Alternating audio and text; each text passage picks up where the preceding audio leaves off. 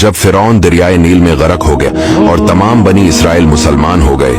और जो हजरत मूसा अलैहिस्सलाम को इत्मीनान नसीब हो गया, तो अल्लाह ताला का हुक्म हुआ कि आप बनी इसराइल का लश्कर लेकर अर्ज मुकद्दस बीतल मुकद्दस में दाखिल हो जाएं। उस वक्त बीतल मुकद्दस पर अमालिका की कौम का कब्जा था, जो बदतरीन कुफार थे और बहुत ताकतवर जंगजू और निहायत ही जालिम लोग थे। चुनांचे हजरत मूसा अलैहिस्सलाम 6 लाख बनी इसराइल को हमराह लेकर कौम अमालिका से जिहाद के लिए रवाना हुए,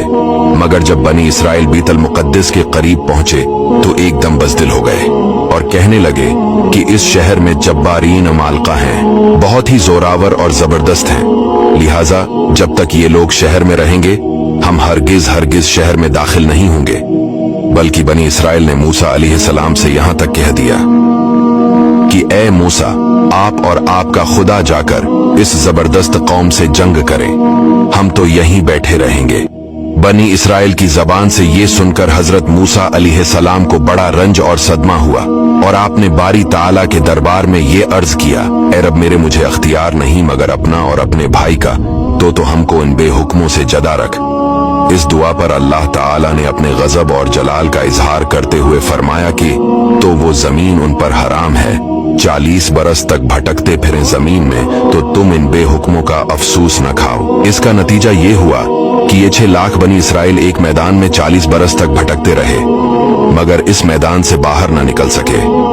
जब हजरत मूसा अलैहिस्सलाम 6 लाख बनी इसराइल के अफराद के साथ मैदान तिया में मुकीम थे, तो अल्लाह ताला ने उन लोगों के खाने के लिए आसमान से 2 खाने उतारे।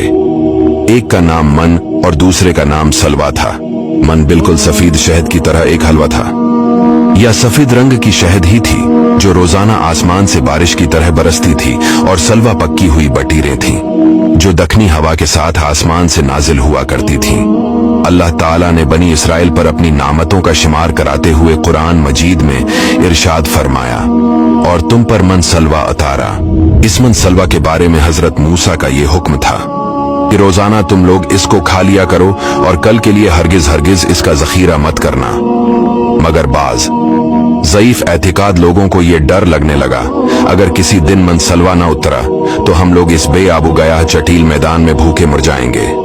चुनांचे उन लोगों ने कुछ छिपाकर कल के लिए रख लिया, तो नबी की नाफरमानी से ऐसी नहुसत फैल गई कि जो कुछ लोगों ने कल के लिए जमा किया था वो सब सड़ गया और आइंदा के लिए इसका उतरना बंद हो गया।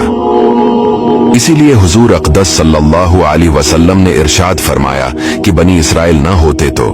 न खाना कभी खराब होता और न गोश्त सड़ता। खाने का खराब होना और गोश्त का सड़ना इस तारीख से शुरू हुआ, वरना इससे पहले न खाना बिगड़ता था न गोश्त सड़ता था।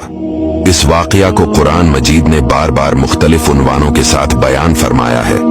मगर इसके बावजूद भी हजरत मूसा अलैहिस्सलाम की मोहब्बत है और शफक़त बनी इसराइल पर हमेशा रही कि जब ये लोग मैदान तैया में भूखे प्यासे हुए तो हजरत मूसा अलैहिस्सलाम ने दुआ मांगकर उन लोगों के खाने के लिए मन सलवा नाजिल कराया